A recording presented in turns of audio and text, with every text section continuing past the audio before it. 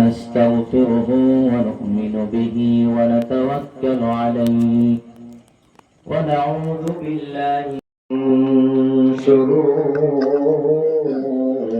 أنفسنا ومن سيئات أعمالنا من يهده الله فلا مضل له ومن يضلله فلا هادي له ونشهد أن لا إله إلا الله وحده لا شريك له ونشهد أن سيدنا وسندنا وحبيبنا وشفيعنا وطبيب قلوبنا وأولانا ومولانا محمدا عبده ورسوله أرسله بالحق إلى الخلق بشيرا ونذيرا وداعيا إلى الله بإذنه وسراجا منيرا أما بعد فأعوذ بالله من الشيطان الرجيم بسم الله الرحمن الرحيم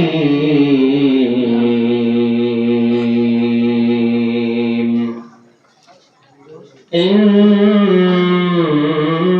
الله يأمر بالعدل والإحسان وإيتاء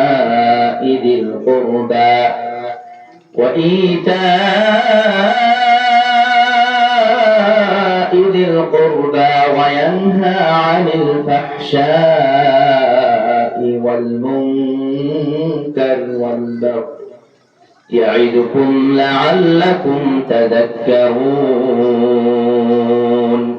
وقال تعالى وقضى ربك ألا تعبدوا إلا إياه وبالوالدين إحسانا وقال تعالى بسم الله الرحمن الرحيم الرحمن علم القرآن خلق الإنسان وقال صاحب القرآن صلى الله عليه وسلم أنه قال إن الله يرفع بهذا الكتاب أقواما ويدع به آخرين وقال ليس منا من لم يتغن بالقرآن صدق الله مولانا العظيم وصدق رسوله النبي الأمي الكريم ونحن على ذلك لمن الشاهدين والشاكرين والذاكرين والحمد لله رب العالمين اللهم صل وسلم دائما أبدا على حبيبك خير الخلق كلهم আমার সাথে সবাই বলেন بلغ العلا بكماله كشف الدجى بجماله حسنت جميع خصاله صلوا عليه وآله ও তোমার গোনা দিন ফুরাইয়া যাবে, গোনা দিন ফুরাইয়া যাবে, যৌবনে লাগবে ভাটি। ওই যে দেখো ডাকিতেছে তোমায় কবরের মাটি। ওই যে দেখো ডাকিতেছে তোমায় কবরের মাটি। ও তোমার গোনা দিন ফুরাইয়া যাবে, গোনা দিন ফুরাইয়া যাবে, যৌবনে লাগবে ভাটি। ওই যে দেখো ডাকিতেছে তোমায় কবরের মাটি। ওই যে দেখো ডাকিতেছে তোমায় কবরের মাটি। সন্ধ্যার আগে যেদিন ডুবিবে বেলা,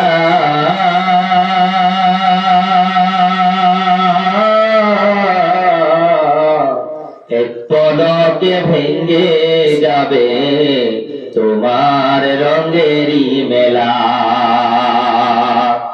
এক নিমিষে ভেঙে যাবে তোমার রঙেরই মেলা। কারে দিবা তুমি জুড়ে ধমক, কারে দিবা তুমি জুড়ে ধমক, কার মাথায় বাংবা লাঠি। ওই যে দেখো ডাকিতেছে তোমায় কবরের মাটি।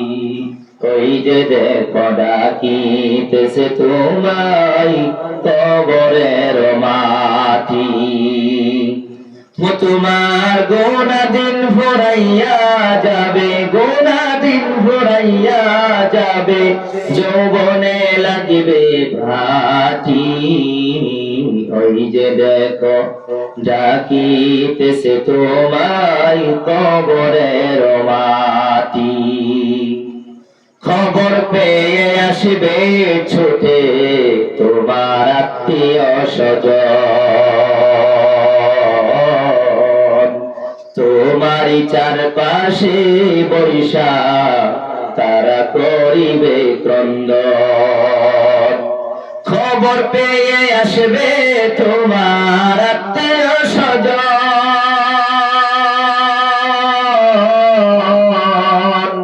তোমারই চারপাশে বৈশা তারা করিবে ক্রন্দন।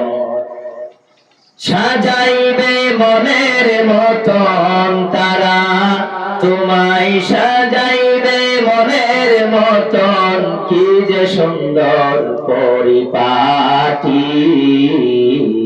ওই যে দেখো ডাকিতেছে তোমায় কবরের মাটি। ওই যে দেখো ডাকিতেছে তোমায় কবরের মাটি। খবর পেয়ে আসবে তোমার আত্মীয় স্বজন, তোমার চারপাশে বৈশা করিবে ক্রন্দন। তোমার মাও কান্দিবে, তোমার বাবাও কান্দিবে, কান্দিবে তোমার সঙ্গের সাথী। ওই যে দেখো ডাকিতেছে তোমায় কবরের মাটি। ওই যে দেখো ডাকিতেছে তোমায় কবরের মাটি। তোমার গোনা দিন ফুরাইয়া যাবে, গোনা দিন ফুরাইয়া যাবে, যৌবনে লাগবে ভাটি। ওই যে দেখো ডাকিতেছে তোমায় কবরের মাটি, কবরের মাটি, কবরের মাটি। সম্মানিত রায়কাটা জামি মসজিদের উদ্যোগে আয়োজিত এক বিশাল ইসলামিক সম্মেলনের আজকের এই সভার সম্মানিত যোগ্য নির্বাচিত শিক্ষিত সভাপতি সাহাব দামাত বরকাতুল আলিয়া, এখানে উপস্থিত এই মসজিদের সম্মানিত ইমাম জনাব হযরত মাওলানা আলতাফ হোসেন সাহাব দামাত বরকাতুল আলিয়া, এখানে উপস্থিত আমার পরিচিত অপরিচিত হযরত বুজুর্গ উলামায়ে কেরাম, বিভিন্ন অঞ্চল থেকে আগত আমার পিতৃ সমতুল্য মুরব্বী বাবাজিরা, বিশেষ করে আজকে এখানে উপস্থিত এই অঞ্চলের উচ্চ শিক্ষিত কলিজার টুকরা আমার যুবক ভাইয়েরা, স্কুল মাদ্রাসার ছাত্রবৃন্দ, পর্দার আড়ালে বসে থাকা অতি আদরের স্নেহের মহাব্বতের সম্মানিতা পর্দানিশীন আমার মায়েরা এবং বোনেরা, আপনাদের সবাইকে জানাই আন্তরিক মোবারকবাদ, ধন্যবাদ, স্বাগতম, ওয়েলকাম, এবং সবাইকে জানাই অন্তরস্থল থেকে ইসলামিক গ্রিটিং ও স্যালুটেশন। আসসালামু আলাইকুম ওয়া রাহমাতুল্লাহি ওয়া বারাকাতুহু।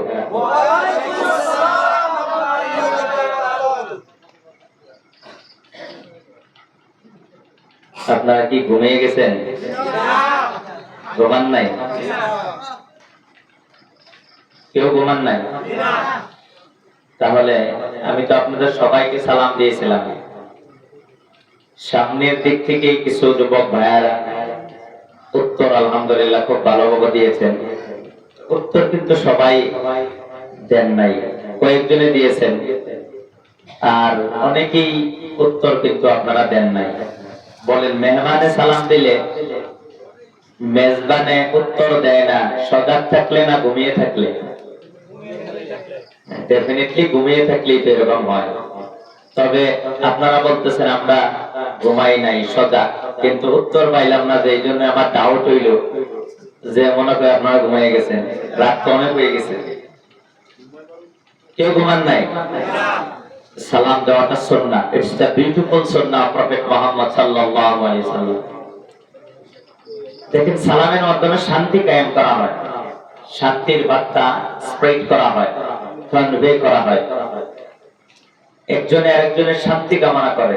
আমি একজন মুসাফির, আমি আপনাদের শান্তির কামনা করলাম, আর আপনাদের উচিত যিনি আপনাদের শান্তির কামনা করে ওনার শান্তি আপনাদের পক্ষ থেকে কামনা করার দরকার আছে না নাই?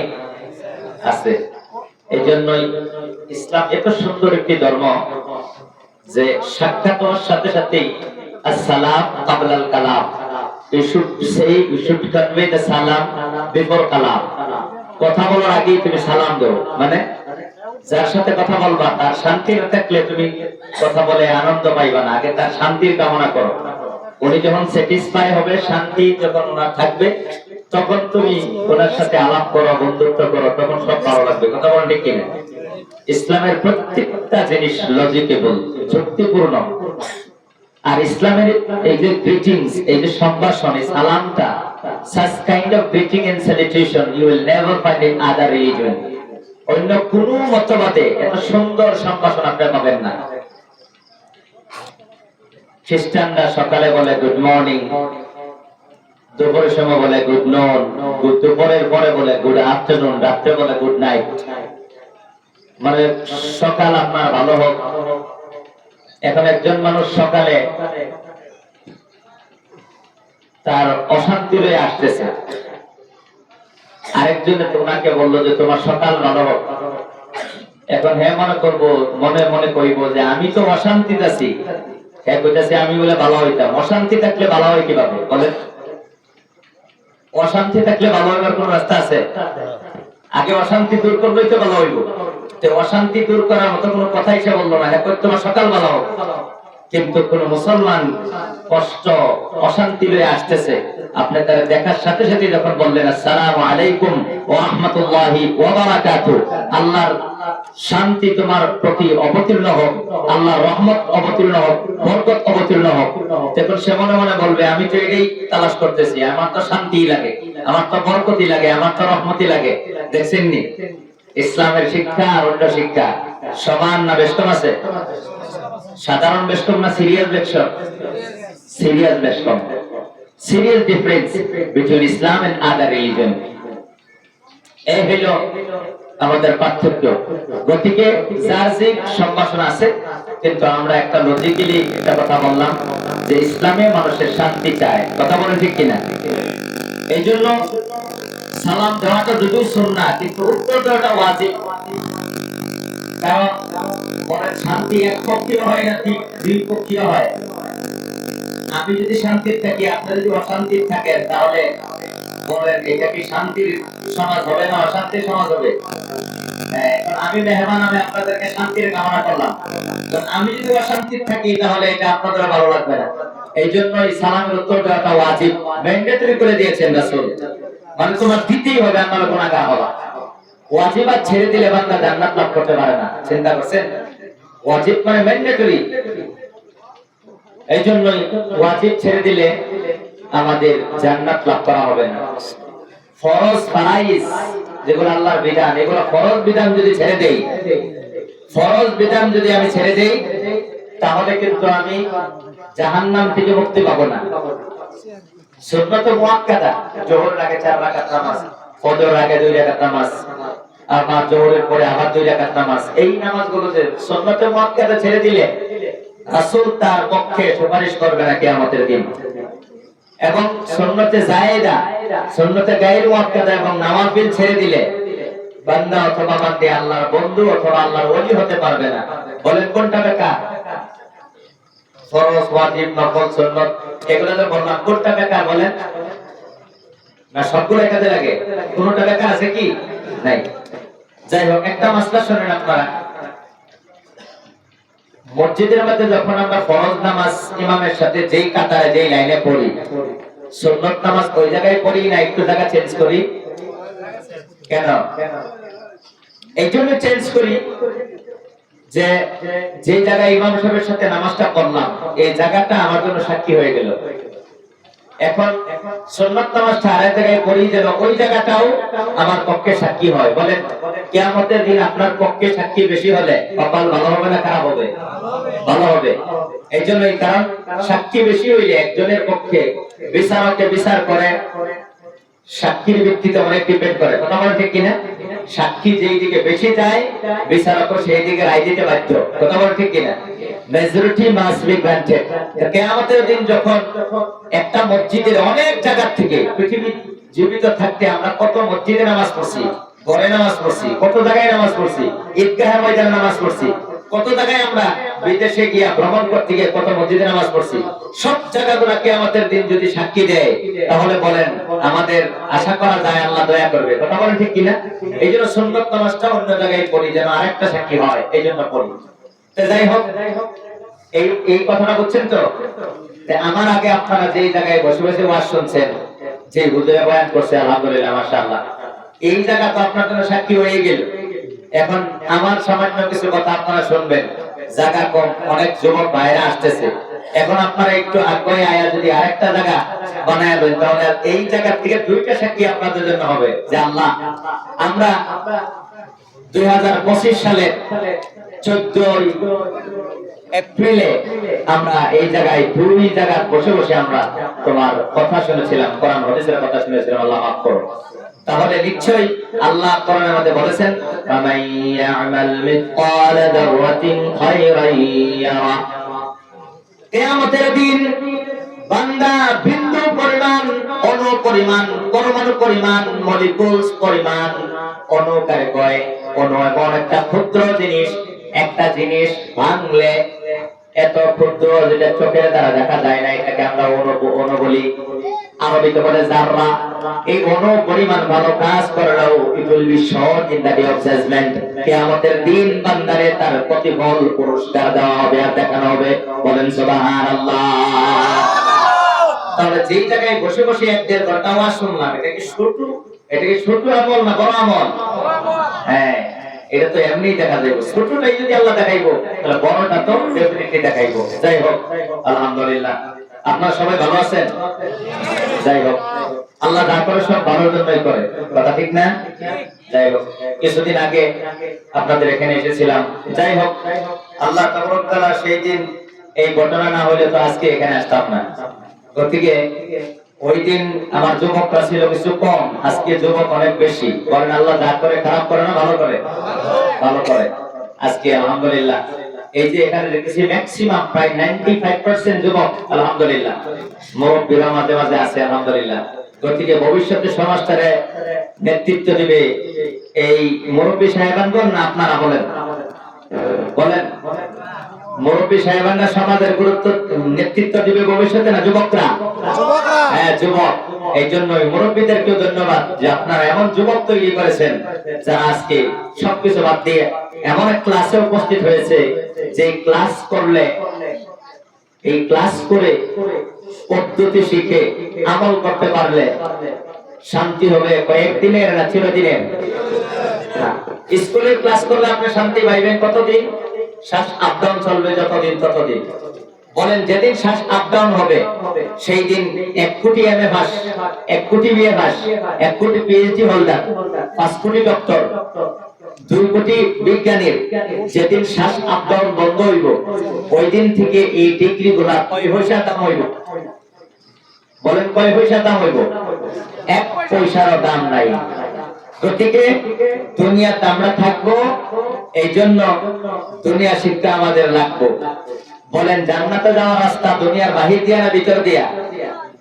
বলেন জান্নাতে যাওয়ার রাস্তা দুনিয়ার বাহির দিয়া না ভিতর দিয়া?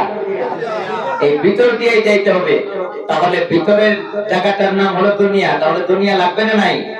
তবে দুনিয়া লাগবে কতটুক? একটা উদাহরণ দেই। দুনিয়াটাকে আল্লাহ তাআলা পানির সাথে তুলনা করেছেন। খুব ভালো করে বুঝবেন দুনিয়া কিসের সাথে তুলনা করা হয়েছে? পানির সাথে। আল্লাহ কোরআনের মধ্যে এক জায়গায় বলেছেন যে ওয়াদরিবিলাহুম মাতালাল হায়াতিদ দুনিয়া কামা,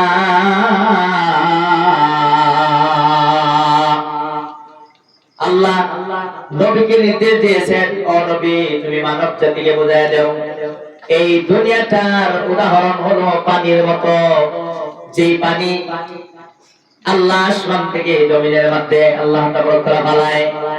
এখন প্রশ্ন হইল দুনিয়া এবং পানি দুইটা আলাদা জিনিস, কিন্তু আল্লাহ তুলনা করলেন কেন? বোঝার দরকার আছে না নাই? আপনারা একটা ফতোয়া দেন। ফতোয়াটা হইল সাধারণ ফতোয়া দিতে পারবেন, কোনো অসুবিধা নাই। বলেন পানি আমাদের জন্য জরুরত না বিপদ? সাধারণ জরুরত না সিরিয়াস জরুরত? পানি ছাড়া পৃথিবী কেউ বেঁচে থাকতে পারে না। আল্লাহ কোরআনের মধ্যে বলেছেন ওয়াজআলনা মিনাল মাই কুল্লা শাইইন হাই, আমি যত জীবন্ত যা কিছু আছে সব কিছু আমি পানি থেকে বানিয়েছি। We have created all things from the water, আমি পানির থেকে সব জিনিস সৃষ্টি করেছি। কার ঘোষণা? আল্লাহর ঘোষণা। তাহলে এই পানি ছাড়া আমরা বাঁচতে পারি না। একজন মানুষ খাদ্য ছাড়া 9-10 দিন পর্যন্ত বাঁচতে পারে, কিন্তু পানি ছাড়া একজন মানুষ 2 দিন 2.5 দিন বাঁচতে পারে না। আর কোনি 1-1.5 দিন বাঁচতে পারে না পানি ছাড়া, খাদ্য ছাড়া বাঁচতে পারে। তাহলে পানি জরুরত। এখন আরেকটা ফতোয়া দেন। যখন বানপানি হয়, আপনাদের কাছে এই নদী আছে, মাথাওয়ারিটা যদি ভেঙে যায়, বানপানি যদি হয় তখন পানি জরুরত থাকে না বিপদ হয়? এই জন্য আল্লাহ মনে করে আপনাদেরকে মুফতি বানাইছে না। অল্প 1 মিনিট আগে ফতোয়া দিলেন একটা পানি জরুরত, ওহন আবার ফতোয়া দিতেছেন আরেকটা পানি বিপদ। তাহলে কোন এরকম ফতোয়া যদি হইতো তাহলে কি হইতো? হ্যাঁ, বিচারকরা যদি একটা কয় যে রায় তোমার পক্ষে, অল্প বড় যদি কয় বিপক্ষে, তাহলে যেই দশা হইব বুঝা যাইতেছে মোটামুটি আপনাদের দশা এটা নাকি? পানি জরুরত। আবার আপনারা বললেন পানি বিপদ। এটা আমাদের ব্যাখ্যা আছে, কথা দুইটা ঠিক। ব্যাখ্যাটা কি? যত লিমিট পর্যন্ত পানি জরুরত, যখন পানি লিমিট থেকে ক্রস করে তখন আর জরুরত থাকে না, বিপদ হয়। যে কত বড় বিপদ! পানি এত পর্যন্ত বানপানি হইলে বিপদ বাড়ে না কমে? বলে বাড়ে। এই পানি কোমর সমান পর্যন্ত হইলে বিপদ কমে না বাড়ে? কান পর্যন্ত হইলে বলেন যে বিপদ কত বাড়বো? পানি যত বাড়বো বিপদ তত বাড়বো। পানি জরুরত কোন সময়? যখন লিমিট পর্যন্ত, লিমিটের লেভেল পর্যন্ত থাকে তখন পানি জরুরত।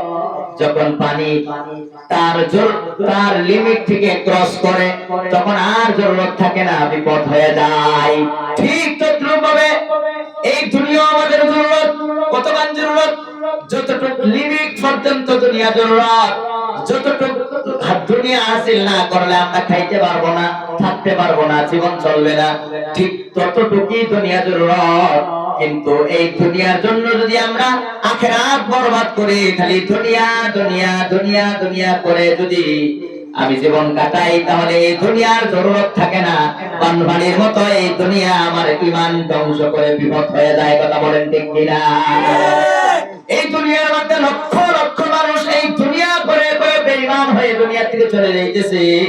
850 কোটি মানুষের মাঝে আপনার 650 কোটি মানুষ সৃষ্টিকর্তাকে বিশ্বাসী করে না, মানেই না। তাদের কাছে আছে দুনিয়া। এই দুনিয়ার কারণে সৃষ্টিকর্তাকে যারা ভুলে গেছে, এদের কারণে দুনিয়া জরুরত না বিপদ। মরার সাথে সাথেই তাদের জাহান্নামের শাস্তি, মরার সাথে সাথেই তাদেরকে চূড়ান্ত ভাবে পরকালে অশান্তি তাদের ভোগ করতে হবে। পরকালে অশান্তি হইল এই দুনিয়াকে বেশি করার কারণে, দুনিয়াকে সবকিছু মনে করার কারণে। কথা বলেন ঠিক কিনা? এই হলো বাস্তবতা। এখন আপনারা বলেন, আল্লাহ দুনিয়াকে পানির সাথে তুলনা করেছেন, কথা ঠিক না ঠিক? হ্যাঁ, পানির জরুরত লিমিট পর্যন্ত, লিমিট ক্রস করলে পানি আর জরুরত থাকে না, বিপদ হয়ে যায়। কথা ঠিক না ঠিক? হ্যাঁ, ঠিক দুনিয়াও জরুরত। দুনিয়া থাকতে হলে আপনার একটা গর্ত লাগবে, চলতে হইলে এখন মোটামুটি আগে সাইকেল আছে, এখন মোটামুটি একটা বাইক মোটামুটি লাগবে, খাওয়ার জন্য কিছু লাগবে আপনার। কিন্তু এখন যদি একটা ঘরের বদলা যদি 10টা ঘর বানান, তাহলে বলেন 9টা ঘর আপনার জরুরত নাই। এই 9টা ঘরের জন্য আপনার ঘরে বসে থাকতে হবে না হালালে হারামে খালি দৌড়াদৌড়ি করতে হবে? বলেন। হ্যাঁ, হালাল হারামে খালি দৌড়াদৌড়ি করলে নিজের মূল্যবান হায়াত যখন শেষ হয়ে যাইব খালি ঘর বানানি, তখন আপনি নামাজ পড়বেন কখন? হজ করবেন কখন? আল্লাহ আল্লাহ করবেন কখন? কোরআন তেলাওয়াত করবেন কখন? জিকির করবেন কখন? মানুষের সেবা করবেন কখন? কথা বলেন ঠিক কিনা? তাহলে এই দুনিয়ার সবচেয়ে অশান্তি কার? আমি অন্য জায়গায় উদাহরণ দিই না, আপনাদের এই রায়কানাতে সবচেয়ে যে ধনী বেশি, ওনার কাছে গিয়ে একদিন ঠান্ডা মাথায় ওনাকে জিজ্ঞাসা করবে যে ভাই বলো তো তোমার কিরকম শান্তির দিনকাল যাইতেছে? হ্যাঁ কইব যে ভাই বর ভরে কিছু ভরে আপনারা কইব যে শান্তি বেড়া শান্তি, রাত্রে ট্যাবলেট ছাড়া ঘুম হয় না, রাত্রি ট্যাবলেট ছাড়া ঘুমায় নাই। দুনিয়ার সবচেয়ে ধনী মানুষ যে, তার কাছে গিয়ে জিজ্ঞাসা করে শান্তি নাই, অশান্তি। কারণ আর দুনিয়া তার জরুরত রয়েছে না, দুনিয়া বিপদ হয়ে গেছে। এক বেচারা সারাদিনে ফান্তা মুরগি বিক্রি করে 500 টাকা বেচছে, 2 মিনিটে হিসাব শেষ। আর একজনে একটা শোরুমের মধ্যে 5 লাখ টাকা বেচছে, হিসাব করতে করতে রাত 12টা। এখন বলেন যে 5 মিনিটে হিসাব কইরা হ্যাঁ গিয়া ঘুমাইবো 6 ঘন্টা, আর হ্যাঁ 12টা খাইয়া হিসাব কইরা কালকা কিভাবে তার 5 লাখ টাকার থেকে বেশি কিভাবে বিক্রি করবো এই চিন্তা করতে করতে ঘুমাইবো 2টা। আর তারপরে তার ঘুম 2-2.5 ঘন্টা হইব, সারাদিন ঠিক মিজাজ দয়া। এই সময় বেড়ি মারবার দেবো, তারে মারবার দেবো, কাস্টমার লোকে খারাপ ব্যবহার করবো। কথা বলেন ঠিক কিনা? শান্তি হইল? এইটা বুঝতে হবে, শান্তি কই আর শান্তি কই। শান্তি দুনিয়া বর্তমান শান্তি বাড়তেছে না অশান্তি বাড়তেছে? বলেন। ইসলাম মানে কি শান্তি না? তাহলে বর্তমান ইসলাম মানে শান্তি, কিন্তু এখন দেখা যাইতেছে সারা দুনিয়ার মুসলমান যেখানে বেশি, সেখানে অশান্তি আরো বেশি। ইসলাম মানে শান্তি, কিন্তু আমরা বাস্তবতা চোখের সামনে দেখতেছি ইসলাম মানে শান্তি হইল। এখন থেকে ইসলাম যেখানে বেশি, সেখানে অশান্তি বেশি। ইসলাম মানে শান্তি, অশান্তি হয় কিভাবে? কি গোসেনি মিডানা তেতা? এখন যদি কই তেতা কেডা কেডা প্রতিবাদ না কইরা বয়ে থাক মানে তোড়ায় প্রতিবাদ করবেন না ভাই। বাস্তবতা হলো চিনি মিডা সবই জানে, তেতা কেউ মানতো না। এখন ইসলাম মানে শান্তি, এখন আপনারাই কইতেছেন অশান্তি। তাহলে এটা কি হইল? ইসলাম মানে শান্তি, আবার যদি কোনো অশান্তি, এটা তো মানা যায় না। তারপরে বাস্তবতা হইলো বাধ্য হয়ে মানতে হয় যে ইসলাম শান্তি, কিন্তু আজকে অশান্তি কেন হইতেছে? তার কারণ আছে না? কারণ শুনবেন। আমি বড় ভাই, আমার ছোট ভাই 2 নম্বর ডিব্রুগড় মেডিকেল কলেজের গাইনোকোলজিস্ট, 2 নম্বর ছোট ভাই আপন ভাই doctor Abu Hannan Guwahati medical college থেকে এমবিবিএস করে এখন এমএস করতেছে, নভেম্বর 12 আইবা আমার ছোট ভাই 2 নম্বর। ধরেন একটা উদাহরণ দিতেছি, আমার একটা বেমার হয়েছে, বেমার কি যা তো যেটাই করি খালি শরীর গামে, কথা বললেও শরীর গামে, ঘুমাইলেও শরীর গামে, শীতের দিনেও শরীর গামে, গরমের দিনেও তো আরো বেশি গামে। আমি বললাম আমার ভাই ডাক্তারকে যে আমার শরীরে মধ্যে এরকম হয়েছে কেন, বইয়ে থাকলো শরীর গামে, কি হয়েছে একটু মেডিকেল কলেজে তো লেখাপড়া করছো, একটু টেস্ট করে দেখো না। তখন আমার ভাই আমার শরীরের সমস্ত টেস্ট করে দেখলো, আমার শরীরের মধ্যে পটাশিয়ামের অভাব হয়েছে। আর পটাশিয়ামের অভাব যখন শরীরের মধ্যে হয়, তখন সামান্য কষ্টে তার শরীর থেকে লবণ পানি বার হয়ে যায়, শরীরে পানি ধরে রাখতে পারে না। এটা এইভাবে আমরা কামিয়ে যাই, পটাশিয়ামের অভাব। আমি বললাম এখন আমার কি করতে হবে? আমার ভাই বললো তুমি এক কাজ করো, গাছের নারিকেলের ডাবের পানি খাও, ডাবের পানিতে প্রচুর পরিমাণে পটাশিয়াম রয়েছে, এই পটাশিয়াম খাইলে ইনশাআল্লাহ তোমার এই শরীরের পটাশিয়ামের অভাব দূর হয়ে যাবে। এই কথা শুনে আমি নার্সারি গেলাম, 1000 উন্নত মানের হাইব্রিড চারা নিয়ে বাড়ির চতুর্দিকে লাগাইলাম। হাইব্রিড চারা আনছি, লোকাল না, কারণ লোকাল গাছ লাগাইলে ওই তো অনেক দিন লাগবে, কথা বলে ঠিক কিনা? হাইব্রিড লাগাইছি যাতে ফলন জলদি হয়। কিন্তু হাইব্রিড বুঝেন, হাইব্রিড শুধু ফলের মধ্যে হাইব্রিড, শস্যের মধ্যে হাইব্রিড, আর গাছের মধ্যে বিভিন্ন ধরনের ক্লোনিং সিস্টেম করে হাইব্রিড। আসলে হাইব্রিড কিন্তু এগুলোর মধ্যে নয়, আরেক প্রকারের হাইব্রিড আছে।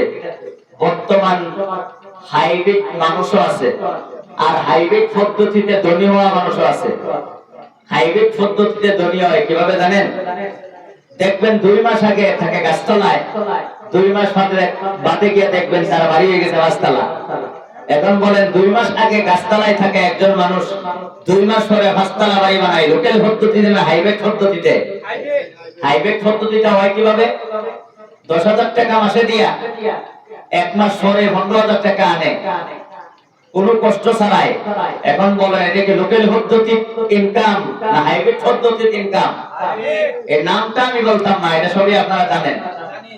সরকারি অনেক চাকরিয়াল চাকরি করে, সরকারে তাদেরকে বেতন দেয়, বেতন দেওয়ার পরেও টেবিলের তলে হাত লুকায়া লুকায়া ভাড়ায়া কিছু কিছু হাতে লইয়া কিছু কিছু জমা করে। বলেন এটা কি লোকাল পদ্ধতির দুনিয়ার সিস্টেম না হাইব্রিড পদ্ধতি? হাইব্রিড পদ্ধতির দুনিয়ার সিস্টেম। এক বেচারা সারা বছর চাকরি করে একটা ঘর বানাইতে পারে না, একটা ওয়ার্ড মেম্বার হইয়া আপনার 5 বছরে বাড়ি ভাস্তালা বানায়। বলেন একটা ওয়ার্ড মেম্বারের কয় লাখ টাকা দরমা পায়? কয় লাখ টাকা পায়? তাহলে 2-2.5 লাখ টাকা, 50-60-70 টাকা ভাইও বেচারা দুর্ন আসারা বাড়ি বানাইতে পারে না একটা শিক্ষককে। তাহলে হে ওয়ার্ড মেম্বার হইয়া কয় কোটি টাকা দরমা হয় বলেন? তাহলে তারা যে ঘর বানায় এটা কি সাধারণ লোকাল পদ্ধতি না হাইব্রিড পদ্ধতি? আচ্ছা এই হাইব্রিডের কথা ছেড়ে দিলাম, নারিকেলের দিকে আসি। কারণ এই জন্যই নারিকেল জলদি আমার বেমার তো লাগানো লাগবে, জলদি নারিকেল গাছ লাগাইলাম। কিছুদিনের মধ্যেই এক এক গাছের মধ্যে এই 1000টা নারিকেল গাছের মধ্যে একটা করে হলো তো 1000টা নারিকেল গাছ। কথা বলতে কিনা? এই নারিকেল যেদিনই গাছের মধ্যে ধরছে এদিনই আমার শরীরের পটাশিয়ামের অভাব দূর হয়ে গেছে। কথা বলেন ঠিক কিনা? ঠিক জানি না, বুঝে গেছেন নি? মনোযোগ দিয়ে আপনাদের পুরো আছে।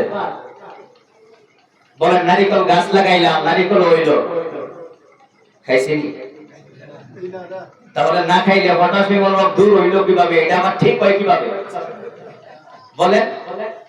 এটা কি ঠিক হওয়ার কথা না বেঠিক হওয়ার কথা? চূড়ান্ত বেঠিক। নারিকেল গাছের পানি, ডাবের পানি যতক্ষণ পর্যন্ত আমি ভিতরে না ঢুকাইমু ততক্ষণ পর্যন্ত পটাশিয়ামের অভাব দূর হওয়া সম্ভব। ঠিক তদ্রূপ ভাবে ইসলাম মানে শান্তি, কথা ঠিক আছে, কিন্তু ইসলাম শান্তি এটা বললেই হবে না। সেই শান্তির ইসলাম ভিতরে না ঢোকানি পর্যন্ত কোনোদিন শান্তি আসবে না। ডাবের পানি গাছে থাকলে এটা গাছের ভিতরেই থাকবে পটাশিয়াম, তোমার ভিতরে না ঢুকাইলে তোমার বেমার যেমন ভালো হয় না। ইসলাম শান্তি কথা ঠিক, কিন্তু ইসলামের সমস্ত ইসলামের যেই বার্তা, ইসলাম যে শান্তি, শান্তি তোমার ভিতরে না ঢুকাইলে জীবনেও বড় বড় কথা বললে ইসলাম মানে শান্তি শান্তি, জীবনেও অশান্তি হইতো না, শান্তি হইতো না, সারা অশান্তি আয় তোমার কাজ করবো। কথা বলেন ঠিক কিনা? ইসলাম শান্তির হয়, ইসলাম মানলে না না মানলে বলেন। এখন মানে কয়জনে? এখন তো না মানার পার্সেন্টেজ বেশি, তাহলে শান্তি থাকবো না অশান্তি থাকবো? এক গ্লাস পানির মধ্যে লবণ দিয়েছেন অট্টানি আর চিনি দিয়েছেন 1 চামচ, খুব মিঠা হবো না? মিঠা হবো না তিতা হইব? তাহলে অশান্তি সব ঢুকাইতাছি, শান্তির ইসলাম ভিতরে অশান্তি হইল গিয়ে ধরুন অট্টানি লবণের মতো, আর ইসলাম মানতাছি 1 চামচের মতো। কোন শান্তি শান্তি লাগবো না অশান্তি অশান্তি হইব? এই বাস্তবতা। আমাদের এই জন্যই শান্তি আয় না, অথচ ইসলাম শান্তি কথা ঠিক। ইসলাম শান্তি কারণেই পৃথিবীর মধ্যে, গোটা পৃথিবীর মধ্যে ইসলামে যা কিছু দিয়েছে পৃথিবীর আর কেউ কোনোদিন সেটা দিতে পারবে না। ইসলাম আসার আগে নারীদের কি অবস্থা হয়েছিল, ইসলাম আসার আগে মেয়ে সন্তানের কি অবস্থা হয়েছিল, ইসলাম আসার আগে মানুষের বৈবাহিক সম্পর্ক কেমন হয়েছিল, ইসলাম আসার আগে দুনিয়া কিভাবে দুনিয়া কেমন দুনিয়া ছিল, এটা সবাই জানে। কথা বলেন ঠিক কিনা? এই জন্যই ইসলাম শান্তির ধর্ম কথা ঠিক, তবে ইসলাম ভিতরে ঢুকাইতে হবে। আজকে আমরা ইসলাম যদি ভিতরে ঢুকাইতাম তাহলে আমাদেরকে নিয়ে কেউ কোনোদিন গালি দিতে পারবে না, কোনোদিন গালি দিতে পারতো না। মুসলমানের দর্শন করে এই কথাটা কোনো মানুষের কোনো মিডিয়ায় কথা বলতে পারতো না। কথা বলেন ঠিক কিনা? ইসলাম মুসলমানের চুরি করে, যদি আমরা যদি একজন মানুষের চুরি না করতাম তাহলে পৃথিবীর কোন মিডিয়ার কোন ক্ষমতা নাই, কোন মানুষের মুখের ঠোঁট ভেঙে দিলাম আমরা তাদেরকে ভালো করে ধরতাম, কিন্তু পারি না। দেখা যায় অনেক ক্ষেত্রে মুসলমান চুরি করে ফেলে। কথা বলেন ঠিক কিনা? একজন মুসলমান যদি চুরি না করতো তাহলে পৃথিবীর কোন মানুষ বলতে পারতো যে আমরা চোর? বলেন, বলতে পারতো?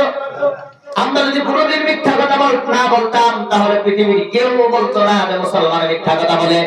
মিথ্যা কথা বলা আমাদের কিছু নকল মুসলমান আছে, মিথ্যা কথা বলেই ফেলে, যার কারণে একজনে বলে বাকিগুলো বদনাম হয়। কথা বলেন ঠিক কিনা?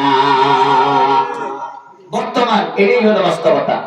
আমরা যদি বলেন মুসলমানের সীমা লঙ্ঘন করে না করে না, সীমা ঠেলাঠেলি করেন কি করে না, তাহলে মুসলমান একজন যদি সীমা না ঠেলতো তাহলে কোন মানুষে বলার সাহস পাইতো না যে মুসলমানে সীমা ঠেলে? বলেন, বলতে পারতো? এই জন্যই তো ইসলামের মধ্যে শান্তি নাই। শান্তি যদি আমরা চাই, আল্লাহ তাবারক তাআলা কোরআনে কারীমের মধ্যে শান্তির ইনফরমেশন দিয়েছেন। আমি আপনাদের সম্মুখে আজকে আলোচনা করার জন্য যে আয়াতটা তেলাওয়াত করেছি সর্বপ্রথম, সেই আয়াত হলো সূরা নাহলের 90 নম্বর আয়াত। আমি আপনাদের সামনে তেলাওয়াত করেছি। এই আয়াত সম্পর্কে কিছু আলোচনা করি ইনশাআল্লাহ। আরো 2টা আয়াত তেলাওয়াত করেছি, কিছু আলোচনা করে শেষ করব। আল্লাহ বলেন, যদি তোমরা শান্তি চাও তাহলে আল্লাহ তাআলা সূরা নাহলের 90 নম্বর আয়াতে আল্লাহ তাআলা সমাধান দিয়েছেন। আপনারা যদি প্রশ্ন করেন যে কোরআন কি আমাদেরকে একটি শান্তির সমাজ দিতে পারবে, উত্তর হলো হ্যাঁ। কোরআন is able to give you a beautiful society। কোরআন আপনাদেরকে একটা পিসফুল, একটা শান্তি, একটা বাতাবরণ কোরআন আপনাদেরকে দিতে পারবে। কোরআন একটা সোসাইটি, শান্তির একটা সমাজ কোরআন আমাদেরকে দিতে পারে। যে আয়াত তেলাওয়াত করা হয়েছে, ইন্নাল্লাহা ইয়া'মুরু বিল আদলি ওয়াল ইহসান, এই আয়াত আপনারা শুনছেন, এরকম মনে মনে লাগেনি? জুম্মার দিনে দ্বিতীয় খুতবা শেষ করার আগে ইমাম সাহেব পড়ে না পড়ে না? বলেন, পড়েনি? যারা আমরা আরবি জানি না তারাও কমসে কম এই আয়াতটা প্রায় মুখস্থ হয়ে গেছে। এই আয়াত পড়লেই বোঝা যায় যে এখন খুতবা শেষ, মোটামুটি রেডি হয়ে যাবে। আরবি বুঝি আর না বুঝি, খুতবা তো শেষ হইতেছে, এটা অনেক মানুষের বুঝা যায়। কথা বলেন ঠিক কিনা? কারণ একটা জিনিস প্রতি শুক্রবারে সপ্তাহে একদিন শুনলে শুনে শুনে তো অনেক বস্তু মুখস্থ হয়ে যায়। কিন্তু ইমাম সাহেব বলে, কিন্তু আমরা বুঝি না, আর সমাজের মধ্যে বাস্তবতা বাস্তবায়ন আমরা করি না। এই জন্যই আমাদের শান্তি নাই। শান্তি যদি আমরা চাই তাহলে আল্লাহ এখানে বলেছেন এই আয়াতে তিনটা কাজ করবা, তিনটা কাজ ছাড়বা। তিনটা কাজ থাকলে আর তিনটা কাজ ছাড়লে, তিনটা কাজ করলে সমাজ হবে শান্তির, তিনটা কাজ ছাড়লে সমাজ হবে শান্তির, তিনটা কাজ করণীয় গুলা না করলে সমাজ হবে অশান্তির, আর বর্জনীয় গুলা না ছাড়লেও সমাজ হবে অশান্তির। সমাজ শান্তির হয় কিভাবে, অশান্তির হয় কিভাবে, এর আগে বুঝতে হবে সমাজ কারে হয়। কি আপনারা একটা শান্তির সমাজ চান? কে কে শান্তির সমাজ চান? হাত ওঠান। এখন দেখেন শান্তির সমাজ কোরআনে আপনাদেরকে কিভাবে গঠন করা। শান্তির সমাজ গঠন করার ফর্মুলা কোরআনে আপনাদেরকে যেমন ভাবে দেয়, তেমন ভাবে পৃথিবীর আর কোন কিতাবে আপনাকে দিতে পারবে না। কারণ কোরআন এমন একটা কিতাব, এটা কোন দুনিয়ার কোন কিতাব নয়, এটা হলো আসমানি কিতাব। বলেন কোরআন দুনিয়ার জ্ঞান না আসমানি জ্ঞান? আসমানি জ্ঞান। দুনিয়ার জ্ঞান আসমানি জ্ঞানে বেশ কম আছে। বেশ কম কি? সারা দুনিয়ার জ্ঞান লেখাপড়া কইরা কবরে যে তিনটা প্রশ্ন করা হইব, বলেন কোরআন ছাড়া, হাদিস ছাড়া বাকি সারা কিতাব কইরা, এটা জানেন যে লইলেনি? জীবনেও না।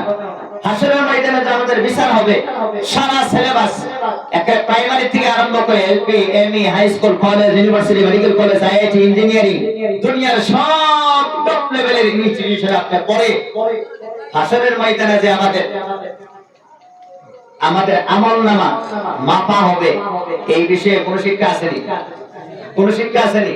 কোন শিক্ষা নাই। তাহলে কি বুঝলেন? দুনিয়া শিক্ষা এবং আসমানি শিক্ষাই সমান না বেশ কম? অনেক বেশ কম আছে। কোরআন পড়লে আপনি চারটা জিনিস পাবেন। কয়টা? এই চারটা জিনিস পৃথিবীর কোন কিতাব থেকে পড়লে পাওয়া যায় না। আমি আল্লাহ আমাকে তৌফিক দিয়েছে, মাদ্রাসায় লেখাপড়া করেছি, এখন জেনারেল পড়তেছি। মাদ্রাসার মধ্যে আল্লাহ তাআলা লেখাপড়া করার সুযোগ আল্লাহ তাআলা দিয়েছে। এইভাবে ক্লাস 1 থেকে matric, high secondary, degree, master degree, PhD করতেছি জেনারেলি। আল্লাহ জেনারেল শিক্ষা করার আল্লাহ তাআলা সুযোগ দিয়েছে। এইজন্য আমি বলতে পারি যে এই দুই শিক্ষা ব্যবস্থার মধ্যে বেশ কম কি কি আপনারা একটু ভালো করে শুনেন। কোরআন স্টাডি করলে যে চারটা জিনিস পাবেন, এই চারটা বিষয় পৃথিবীর কোনো একটা কিতাব পড়েও যদি আপনারা পান, তাহলে তাহলে তাহলে আমি আপনাদেরকে বলি যে একটা এমন চারটা জ্ঞানের একটা জ্ঞান আপনারা পাবেন না, কখনো পাবেন না। এক নম্বর, যে চারটা জ্ঞান কোরআন পড়লে পাওয়া যায়, আসমানি কিতাব পড়লে পাওয়া যায়, পৃথিবীর কোনো কিতাব পড়লে পাওয়া যায় না, তার এক নম্বর হলো আল্লাহ তাবারক তাআলার বিধিবিধান। আল্লাহ বলেন এটা করো আর এটা ছাড়ো, বলেন করণীয় এবং বর্জনীয়। আল্লাহর বিধিবিধান কোরআন ছাড়া অন্য কোনো কিতাবে আসেনি। নামাজের বিষয়ে এলপি স্কুলের গণিত লেখা আছে না? ঠিক? রোজার বিষয়ে হাই স্কুলের ইংলিশ লেখা আছে না? আচ্ছা, হজের ব্যাপারে এই কলেজের ইকোনমিক্স লেখা আছে না? লেখা নাই। তাহলে কি বুঝলেন? গণিত, বিজ্ঞান, science, physics, chemistry, biology, geography, zoology, botany, এই দুনিয়ার এগ্রিকালচার সমস্ত কিছু হরিয়া আল্লাহ তাআলার বিধিবিধান এই কিতাব পড়িয়া পাওয়া যায় না, কোরআন পড়িয়া পাওয়া যায়? বলেন। তাহলে কোরআন যদি না আইতো, তাহলে আল্লাহর বিধিবিধান জানার কোন রাস্তা আসেনি? রাস্তা নাই। কারণ রাস্তা না থাকলে আমরা জান্নাতও হাসিল করতে পারতাম না। এই জন্যই আল্লাহ তাবারক তাআলা আমাদেরকে পুরস্কৃত করেছেন এই আসমানি জ্ঞানের ভান্ডার খুলে দিয়ে। বলেন সুবহানাল্লাহ। সুবহানাল্লাহ। কেউ দয়া করে উঠবেন না, বেশি লম্বা আমি আলোচনা করব না ইনশাআল্লাহ। দয়া করে বসেন। কেউ যদি এক নম্বর, 2 নম্বর জরুরত হয় ইজাজত নিয়ে ইনশাআল্লাহ যাবেন। খুব ভালো করে শুনেন। 2 নম্বর বিষয় হলো কোরআন পড়লে আপনি কি পাবেন। আজকে এই জায়গার মধ্যে আপনারা কষ্ট করে অনেক মানুষ সারাদিন কাজকর্ম করে আপনারা এখানে এসেছেন, এই জায়গা বসলে আপনারা কোরআনে কারীম থেকে যে চারটা বিষয় আপনারা জানতে পারবেন। 2 নম্বর বিষয় হলো তাযকির বিআয়াতিল্লাহ। আল্লাহর কোরআন পড়লে আল্লাহ তাআলার পরিচয় পাওয়া যায়। এই পরিচয় দেওয়ার জন্য আল্লাহ তাআলা কোরআনে কারীমের মধ্যে প্রায় 2000 আয়াত নাযিল করেছেন। একদম করে যে জিনিসটা বলেছিলাম, আল্লাহ তাআলা বিধিবিধানের জন্য কোরআনে আয়াত নাযিল করেছেন 500। কয়টা গো? 500। কিন্তু নিজের পরিচয় দিয়েছেন প্রায় 2000 আয়াত দিয়ে। বলেন সুবহানাল্লাহ। এখন প্রশ্ন আসে, আল্লাহ তাআলার বিধিবিধানের জন্য আয়াত হলো 500, আর আল্লাহ তাবারক তাআলার পরিচয় আল্লাহ তাআলা দিয়েছেন প্রায় 2000 আয়াত দিয়ে। বলেন আমি আমার বন্ধুর সাথে বন্ধুত্ব হয় পরিচয় পায়া না না পায়া? পরিচয় কম থাকলে বন্ধুত্ব গভীর হয় না বেশি থাকলে গভীর হয়? হ্যাঁ। এখন আল্লাহ যে আছে, আল্লাহর পরিচয় না পাইলে তাহলে আল্লাহকে চিনবেন নি? তাহলে আল্লাহর পরিচয় একমাত্র যে কিতাবে লেখা আছে সেই কিতাবটার নাম কি? পৃথিবীর আর কোন কিতাব পড়ে আল্লাহর পরিচয় পাওয়া যায় না। কোটি কোটি বিজ্ঞানী রয়েছে যারা আল্লাহকে মানে না, কোটি কোটি ডক্টরস রয়েছে যারা আল্লাহকে বিশ্বাস করে না, হাজার হাজার প্রফেসরস রয়েছে তারা সৃষ্টিকর্তাকে মানে না।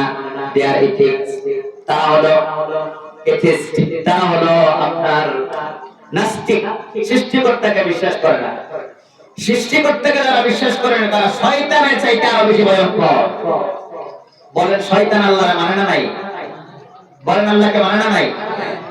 শয়তানও তো বলেছিল খালাকতানি মিন নার ওয়া খালাকতাহু মিন তিন, আল্লাহ তুমি আমাকে আগুনের দ্বারা সৃষ্টি করেছো আর আদমকে মাটির দ্বারা সৃষ্টি করেছো। কে কাকে বলল? শয়তান আল্লাহকে বলল। তখন শয়তান আল্লাহরে মানে না নাই? শয়তান হয়েও আল্লাহরে মানে, কিন্তু কিছু মানুষ আছে বড় বড় ডিগ্রি দাঁড়িয়ে হইয়াও আল্লাহরে বিশ্বাস করে না। তাহলে এখন আপনারা জবাব দেন, এই নাস্তিকগুলা শয়তানের থেকে ভয়ঙ্কর কিনা? শয়তানও তার সৃষ্টিকর্তাকে মানে, কিন্তু নাস্তিকরা তার সৃষ্টিকর্তাকে মানে না। এই জন্য যারা ধর্ম মানে না, নাস্তিক যারা, এরা শয়তানের চাইতে আরো বেশি ভয়ঙ্কর। কথা বলেন ঠিক কিনা? কারণ শয়তানও কমসে কম তার সৃষ্টিকর্তাকে মানে। ইসলামিক দৃষ্টিভঙ্গি থেকে আমি বললাম, আমি অন্য কোনো মতবাদ এখানে বলতেছি না। কারণ কোরআনে আমরা পরে জানছি শয়তান আল্লাহকে মানে। কথা বলেন ঠিক কিনা? এই জন্যই আমি আপনাদেরকে বলতেছিলাম আল্লাহর পরিচয় আপনারা পাবেন কোরআন থেকে। পরিচয় পাইলেই তো আল্লাহ তাআলার সাথে বন্ধুত্ব হবে। আল্লাহ তাআলার পরিচয় যার যত বেশি হবে তার সাথে আল্লাহর বন্ধুত্ব তত বেশি গভীর হবে। বন্ধুত্ব যখন বেশি গভীর হয়, বন্ধু কিছু কইলে তখন পালন করে না ছেড়ে দেয়? হ্যাঁ, পালন করে। তাহলে বান্দা যখন কোরআন পড়বে তখন আল্লাহ তাআলার সাথে তার বন্ধুত্ব গভীর হবে। যখন বন্ধুত্ব গভীর হবে, নিজের গোলামি ছাড়িয়া আল্লাহ তাআলার গোলামি করা আরম্ভ করবে। কথা বলেন ঠিক কিনা? বলেন একটা ছেলে আরেকটা মেয়ে অবৈধভাবে যদিও মহব্বত হয়, গার্লফ্রেন্ড আর বয়ফ্রেন্ড, যখন একটা ফাকলামের কোনো সীমা থাকে না, তখন কোন গার্লফ্রেন্ডে বয়ফ্রেন্ডে কিছু কইলে বয়াতাহে না লগলগে করে,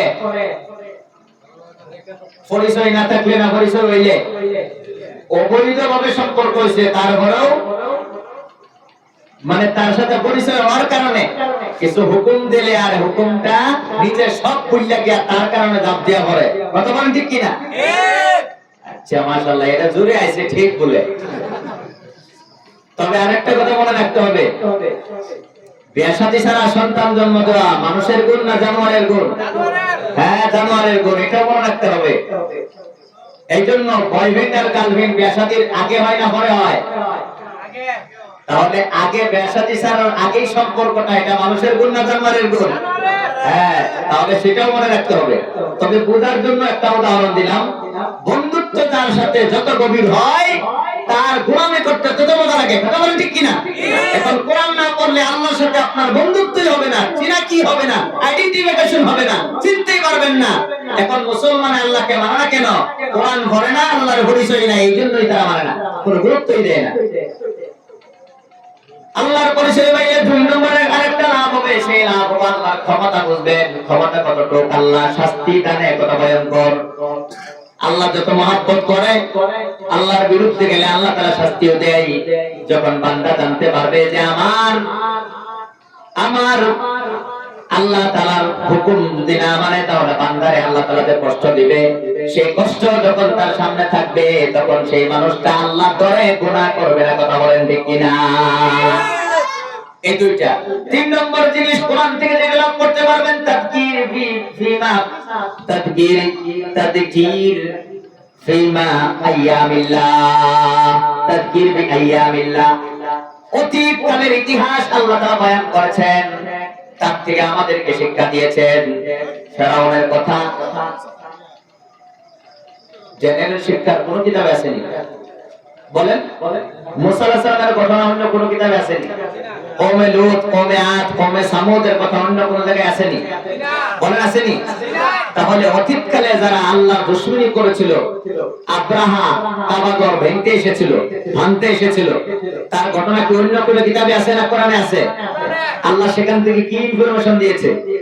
যে তোমরা আল্লাহর বিরুদ্ধে, আল্লাহর ঘর, আল্লাহর দেওয়া জিনিস তোমরা যদি ধ্বংস করতে চাও, সেই দশা আমি আব্রাহারে করেছিলাম, সেই দশা আমি তোমাদেরকে করব। এই শিক্ষা একমাত্র কোরআন থেকে পাওয়া যায়। কথা বলেন ঠিক কিনা? ফেরাউনে আল্লাহর দুশমনী করে তার যে পরিণত হয়েছে, তোমরা যদি আল্লাহর দুশমনী করো, পরিণতি তার মতো তোমাদের হবে। এই জন্য আল্লাহ অতীতকালের ঘটনা নিয়ে আমাদেরকে শিক্ষা দিয়েছেন, সংশোধন করেছেন, ওয়ার্নিং দিয়েছেন যেন তাদের গুনাহগুলা আমরা রিপিট না করি। এই জন্য আল্লাহ তাআলা আমাদেরকে এই শিক্ষা দিয়েছেন। এই শিক্ষা আসমানি জ্ঞান কোরআন ছাড়া আর কোনো কিতাবে পাওয়া যায় না। 4 নম্বর একটা যে জিনিস কোরআন থেকে পাবেন, সেই জিনিসটা হলো তাযকির ফিমা বাদাল মউত। মৃত্যুর পরে যার একটা জীবন আছে, বলেন এই কথাগুলো কোন কিতাবে বয়ান করা হয়? পৃথিবীর আর কোন কিতাবে মৃত্যুর পরে আর একটা জীবন আছে কোন কথা বলা হয় না।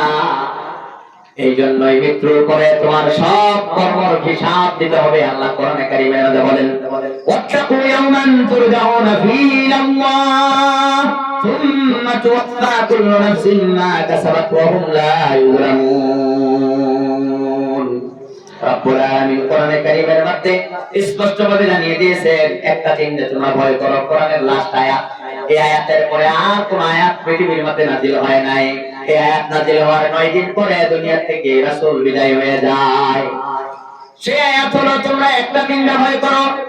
বলেন শেষ কথা মনে থাকে না ভুলে যায়? সারা জীবন আমাদের মা বাবা আমাদেরকে যত কথা কইছে সব কথা মনে আছে কি? মৃত্যুর সময় ব্যাখ্যা লইয়া বইয়া যে কথা কইয়া যায়, কারা কারা ভুলে যায় না? তোরা কেউ ভুলে না, শেষ কথা মনে থাকে। কোরআনের শেষ কথা হইল একটা দিন ভয় করো, যেই দিন তোমাদেরকে কবর থেকে উঠায়া আল্লাহর সামনে দাঁড় করায়া জীবনে যা করেছো সব হিসাব দেওয়া হবে, ফলাফল দেওয়া হবে। আর ফলাফল দেওয়ার ক্ষেত্রে রব্বুল আলামিন ওয়া হুম লা ইউলামুন, বিন্দু পরিমাণ কাউরে আল্লাহ তাআলা জুলুম করবে না। তুমি ভালো কাজ করছো ফলাফল পাইবা, গুনাহ করছো শাস্তি পাইবা। আল্লাহ জুলুম করবে না, যে যেটা করেছে সেই অনুপাতে আল্লাহ তাবারক তাআলা বিচার করবে। এখন বলেন তাহলে এই কোরআন পড়লে আমার অনুভূতি কি হয়? আমি যদি চুরি করি, আমি যদি ডাকাতি করি, আমি যদি মিথ্যা কথা বলি, আমি যদি মার্ডার করি, আমি যদি জিনা করি, আমি যদি ব্যালিস্টিক মিসাইল দেয়া কোন মানুষকে যদি হত্যা করি, যদি মারি, যেমন ইসরায়েলে যেমন মারতেছে, কথা ঠিক না? ঠিক সঠিক কথা বলেন। ডরানোর কোনো কথা আছে? যে মানুষে মানুষ মারে, এটা মানুষ না অমানুষ? বলেন সেটা মানুষ না অমানুষ? যেই দেশে এক দেশে আরেক দেশে মানুষ মারলে, যে মানুষ হত্যা করে, সেইটা সে কোনো মানুষ হতে পারে না, জানোয়ার থেকে আরো খারাপ। কথা বলেন ঠিক কিনা? এই যে ইসরায়েলে অবৈধ ভাবে এই শিশুগুলোকে হত্যা করতেছে, মানুষ হতে পারে না, এটা জানোয়ার। কথা বলেন ঠিক কিনা? জানোয়ার। গোটা পৃথিবীর মানুষ এটা মানতে বাধ্য। একটা জানোয়ার আর একটা জানোয়ারের হসপিটালে মারে না। কয়েকদিন আগে গুয়াহাটির একটা ইউনিভার্সিটি থেকে বাইরে হইলাম ক্লাস করিয়া, একটা গাড়ির একটা চাক্কা একটা কুকুরের পাওয়ার মধ্যে উঠে গেল। লগে লগে কুকুরটা মানে পাওটা লেংড়ায় লেংড়ায় হাঁটিয়া পড়ে গেল। 3-4টা কুকুর আয়া দেখলাম এই পাওয়ার মধ্যে চাটতেছে, আদর করতেছে। 3-4টা কুকুর আয়া তারা আদর করতেছে। আমার ভাইয়ারা, একটা কুকুরকে মহব্বত করার জন্য 4-5টা কুকুর আয়া যদি দুঃখ পাওয়ার কারণে যে 4-5টা কুকুর আয়া যদি তারা আদর করতে পারে, তাহলে একটা জানোয়ার আমাদেরকে শিক্ষা দেয় যে একটা জানোয়ার আর একটা জানোয়ারকে অবৈধভাবে মারে না, অথচ আঘাতপ্রাপ্ত হইলে তারে সংযত, তারে মহব্বত করিয়া তারে সেবা শুশ্রূষা করে। কিন্তু পৃথিবী আজকে কেমন হইল? পৃথিবী আজকে কেমন হইল? একটা মানুষ আর একটা মানুষকে ধরে হত্যা করে দেয়। আল্লাহর কোরআনে আল্লাহ তাআলা বলেছেন, বিনা কারণে অন্যায়ভাবে একজন মানুষকে কেউ কেউ যদি মারে ফাকান্নামা কাতালান নাস জামিআ, গোটা পৃথিবীর মানুষ হত্যা করলে যত অপরাধ হবে সেই অপরাধের যত শাস্তি হবে, একটা মানুষকে কেউ যদি অন্যায়ভাবে মারে, কষ্ট দেয়, তাহলে গোটা পৃথিবীর মানুষ হত্যা করার মতো শাস্তি কিয়ামতের দিন আল্লাহ তাআলা দিবে।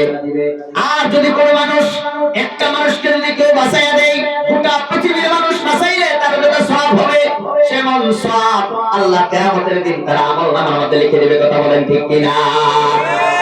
সেই জন্য আমরা বলি ইসরাইল মানবতার বিপক্ষে, এরা মানব নামে কলঙ্ক, এরা দুনিয়ার মধ্যে এরা মানুষ নয়, এরা মানুষ নামে অমানুষ। এই জন্য গোটা পৃথিবীর আপনার সব মানুষের তাদেরকে ধিক্কার জানানো দরকার, এদেরকে তৈরি বিচার করা দরকার। কথা বলেন ঠিক কিনা? যাই হোক, এদিকে যেতেছি না, আমি বলতেছিলাম এই যে আজকে যে তুমি গুনাহ করতেছো, কিয়ামতের দিন তুমি দাঁড়ায় কি জবাব দিবা?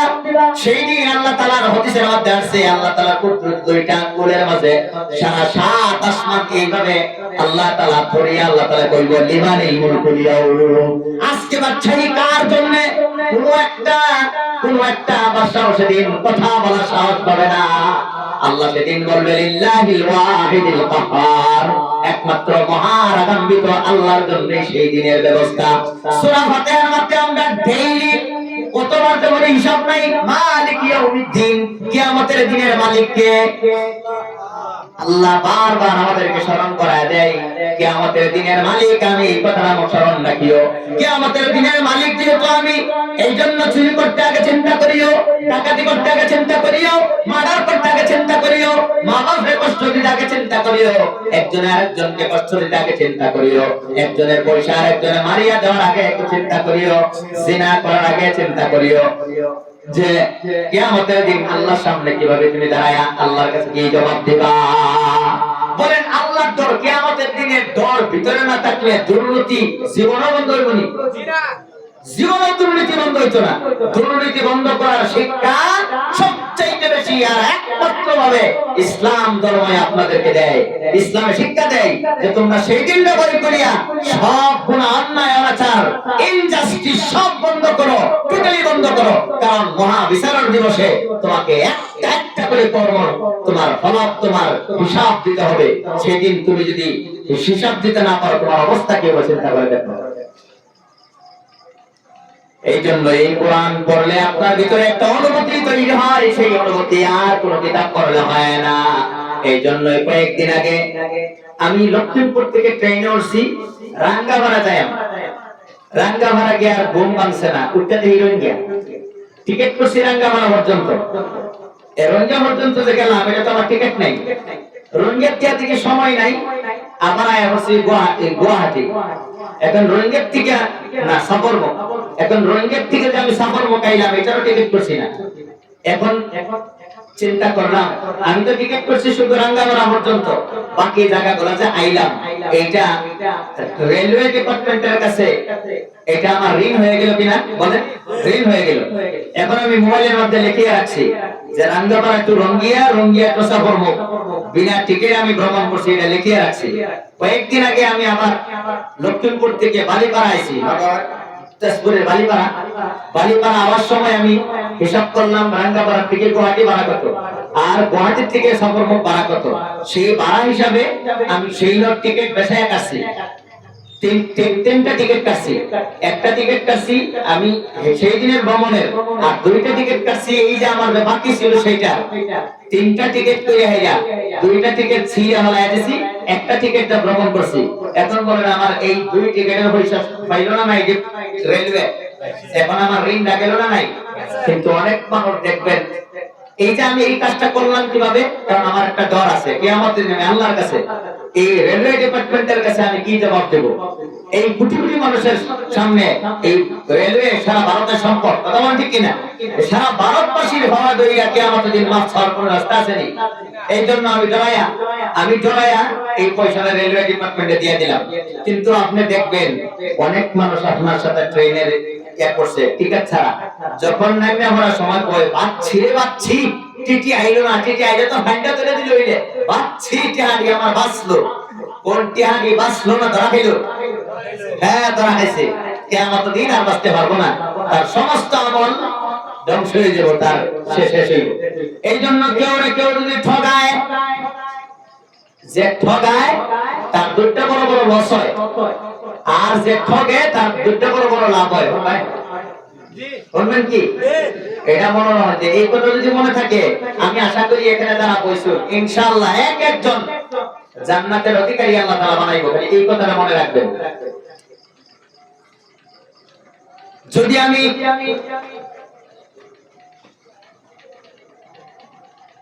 গোটা পৃথিবীর মানুষের চরিত্র হলো 4 ধরনের, কয় ধরনের বলেন? গোটা পৃথিবীর মানুষের চরিত্র কয় ধরনের? 4 ধরনের চরিত্র। 1 নম্বর চরিত্র নাম হইল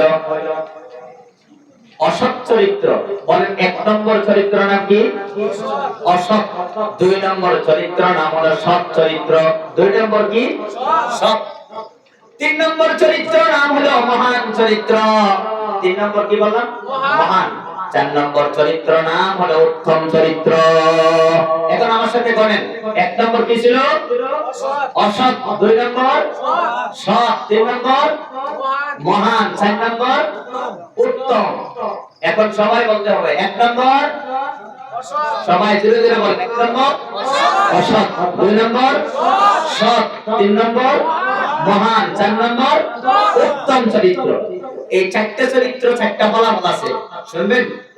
1 নম্বর চরিত্র এবং তার ফলাফল শুনেন। 1 নম্বর চরিত্র হলো অসৎ চরিত্র। অসৎ চরিত্রটা কি? অসৎ চরিত্র হলো অন্যায়ভাবে একজন আরেকজনকে গালি দেওয়া, অন্যায়ভাবে একজন আরেকজনকে কষ্ট দেওয়া, অন্যায়ভাবে একজন আরেকজনের পয়সা মাইয়া খাওয়া, অন্যায়ভাবে একজন আরেকজনকে মার্ডার করা, অন্যায়ভাবে একজন আরেকজনকে জুলুম করা, অন্যায়ভাবে একজন আরেকজনকে আপনার একজন আরেকজনকে কষ্ট দেওয়া। এই চরিত্রগুলো যার থাকে তার নাম হলো, সেই গুণটার নাম হলো অসৎ চরিত্র। একটা গুণ অসৎ চরিত্র। অসৎ চরিত্র কারে কয়? ন্যায়ভাবে কাজ করলে না অন্যায়ভাবে করলে? হ্যাঁ, অন্যায়ভাবে যারা কাজগুলা করে তারা হলো অসৎ চরিত্রের অধিকারী। অসৎ চরিত্রের অধিকারী যারা হবে তাদের 2টা বড় বড় লস, আর যার সাথে অসৎ চরিত্রটা করলো তার বড় বড় 2টা লাভ হবে। এটা হলো তার ফলাফল। লস কি? 1 নম্বর লস হইল যে যার সাথে, ধরেন এই মানুষটারে অন্যায়ভাবে জুলুম করছে, তাহলে তার বড় বড় 2টা লাভ, তার বড় বড় 2টা লস, এর বড় বড় 2টা লাভ। খুব ভালো করে শুনেন। 1 নম্বর লস হইল এই মানুষের গোটা জীবনে যত আমল করছে সব আমল এই মানুষটারে কিয়ামতের দিন দিয়ে দিতে হবে। শীতের দিন উঠে কষ্ট করিয়া তাহাজ্জুদের নামাজের সব, রোজার মাস রোজার রাখিয়া রোজার সব, কোরআন তেলাওয়াত করে কোরআন তেলাওয়াতের সব, সারা জীবন দান করে কইরা করা সব, মানুষের সেবা কইরা খাওয়া সব, 5 ওয়াক্ত নামাজ পড়িয়া জুমার নামাজ পড়িয়া সব। কারে জানা লাগবো? তারে কি গো? কারে জানা লাগবো? তারে জানা লাগবো। তাহলে এটা কি সাধারণ লস না সিরিয়াস লস? হ্যাঁ। 2 নম্বর আরেকটা লস হইল বেচারা জুলুম করছে, নামাজ আদায় করতে পারছে না, অন্তত আমল নাই। এখন কেন? আমল না থাকলে এই মানুষটার যত গুনাহ আছে সব তারে দেওয়া হইব। দেওয়ার পরে এই মানুষ গুনাহমুক্ত আর গুনাহযুক্ত। গুনাহযুক্ত হইলে সব তো একটাও নাই, সব গুনাহ। জায়গা কি জান্নাত না জাহান্নাম? জান্নাত। অন্যায়ভাবে যাদেরকে কষ্ট দেয় তাদের ঠিকানা হইল শুধু জাহান্নাম। যাদেরকে কষ্ট দেওয়া হয় তারা দুইও পাবে, তারা জান্নাতে যাইব। কিভাবে? ধরেন এর কষ্ট দিছে, এর 5 লাখ সওয়াব কম করছে, লগে লগে কো আল্লাহ তার কাছে আমার পাওনা আছে। কি পাওনা? আমার অন্যায়ভাবে আল্লাহ জুলুম করছে, ওর কি লাগে? 5 লাখ নেকি কম করছে, কারেন্টে দাও। আল্লাহ কো হাসাইনি, তুই তার কষ্ট দিছিলি, কো আল্লাহ দিছলাম, ওহন দিয়ে 5 লাখ দে।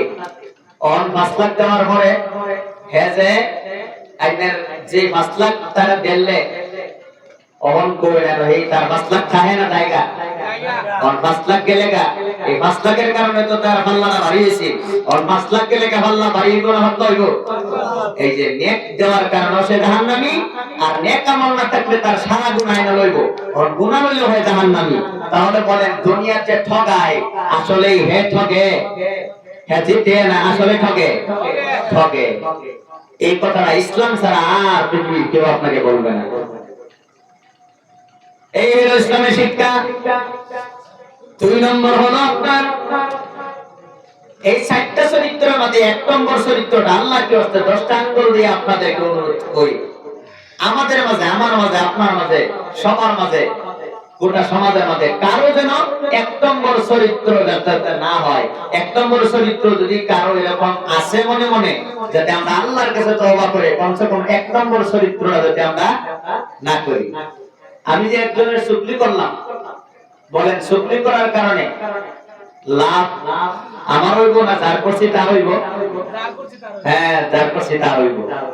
এই জন্যই যেন আমরা 1 নম্বর চরিত্র যাতে আমরা না হয়, 1 নম্বর অসৎ চরিত্রের অধিকারী হইলে কষ্টের আমল সব ফ্রিতে দিয়ে দিতে হবে, আর তার সব গুনাহ আমার নিতে হবে। এই জন্য রাসূল হাদিসের মধ্যে বলেছেন কিয়ামতের দিন সবচাইতে অসহায়, সবচাইতে নিপীড়িত অসহায় কে হবে? সাহাবায়ে কেরাম বলেছেন তার কেমন জানাইয়া অতিবাহিত হইব না। সাহাবায়ে কেরামকে নবীজি প্রশ্ন করলেন যে ও আমার সাহাবারা, কোনই সবচেয়ে অসহায়, সবচেয়ে গরীব, সবচেয়ে দুর্বল মানুষকে? সাহাবায়ে কেরাম বললেন যার টাকা পয়সা নাই। এই তো এই যে বাবা যেতেছেন কে জান্নাত আল্লাহ কি ওয়াসা। আমি মুসাফির মানুষ, আপনাদের নিয়ে দোয়া করব, আমি লম্বা করব না। আমার টপিকে আমি যাইতেই পারছি না, খালি চতুর্দিকে ঘুরতাছি।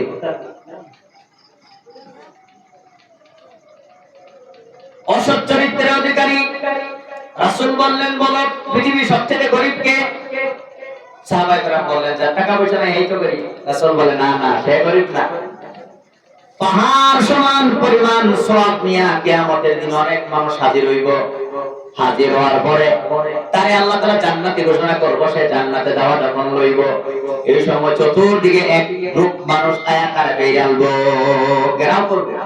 ঘেরাও করে আল্লাহরে কমপ্লেইন করবো, আল্লাহ তারে তুমি জান্নাতের মধ্যে যাওয়ার অর্ডার দিছো, আমার পাওনা আছে। হে কইবো আমার পাওনা আছে, হে কইবো আমার পাওনা আছে, হে কইবো আমার পাওনা আছে। বলে যে চুগলি করার স্বভাব যার, চুগলি একজনের করে না অনেকজনের করে। পয়সা মাইরা দেওয়ার স্বভাব যার, এক জায়গায় মারে না অনেক জায়গায় মারে। হ্যাঁ, তাহলে গ্রুপটা শুরু হইব না বড় হইব? বড় হইব। আয়াত গেইরা কইবো আল্লাহ পাওনা আছে, পাওনা দেও। পাওনা দিতে দিতে রাসূল বলে তার সমস্ত পাহাড় সম পরিমাণ সওয়াবগুলা তার শেষ হয়ে যাইব। তারপরে আর দেবার মতো কোনো সওয়াব থাকতো না, পাওনা দেওয়া বাকি থাকতো।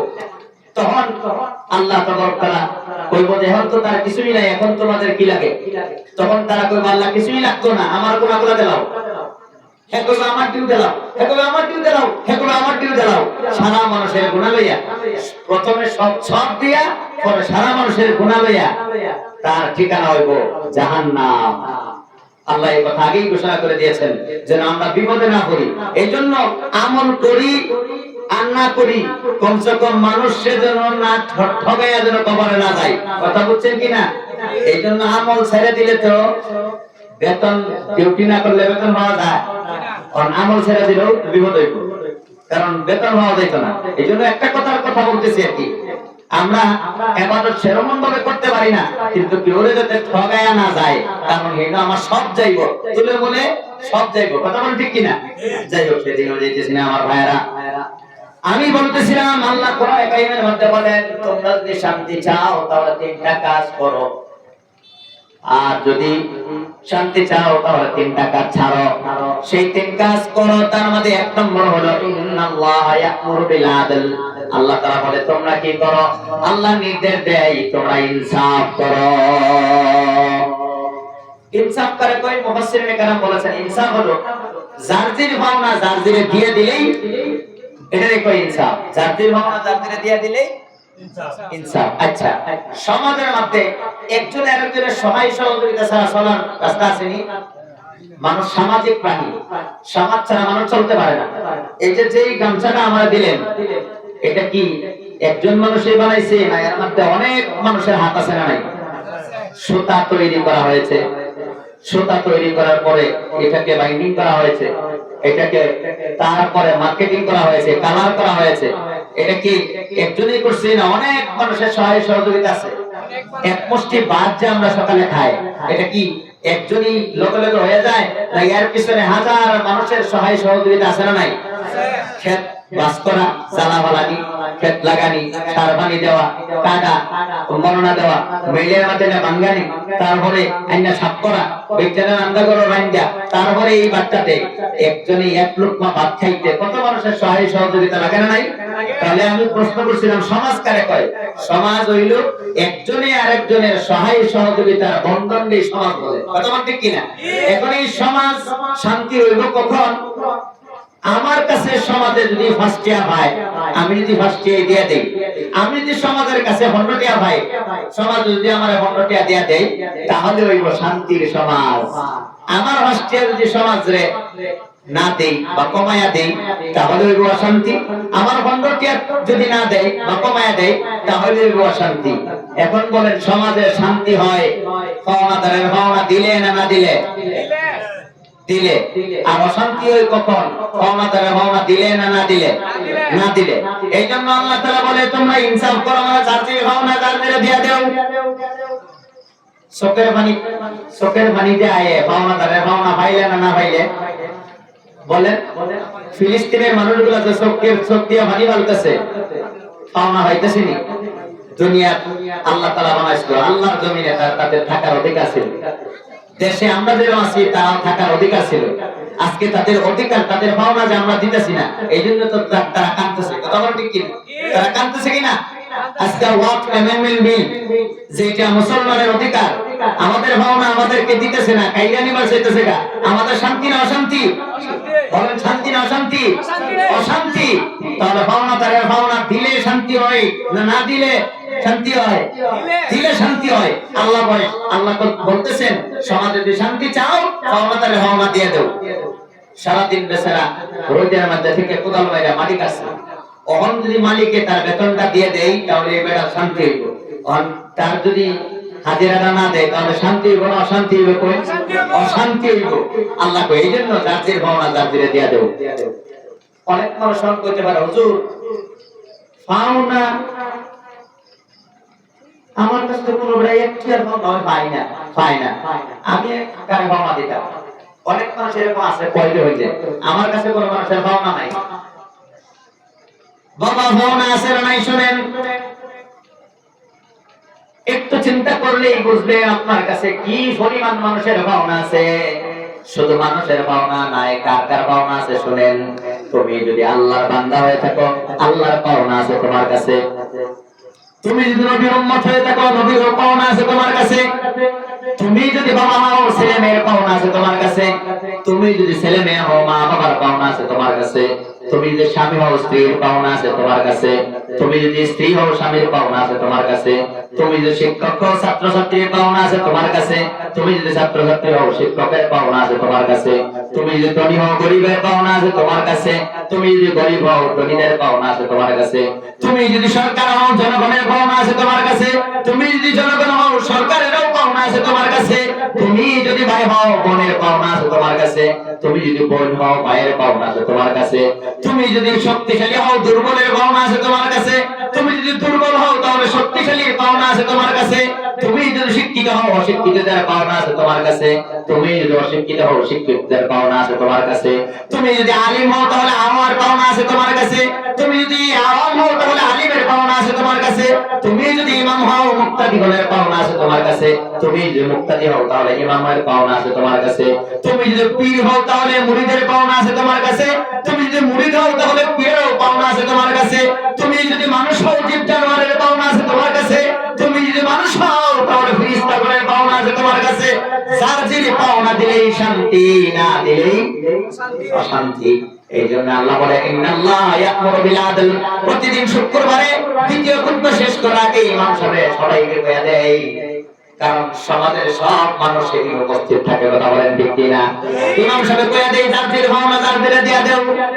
কোন জার্জির ভাওনা জার্জিরা দিয়া দাও? একদিনে কয় না সারা বছরই প্রতি শুক্রবারে কয়?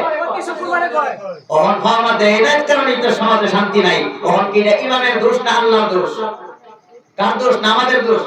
আমরা মানি না আমাদের দোষ, আমরা শান্তির সমাজ পাই। এখন ভাবনা তো অনেক বললাম, এখন কোন ভাবনা না সবের আগে এটাও একটু আলোচনা করা দরকার। সবার আগে কার কাছে কার ভাবনা?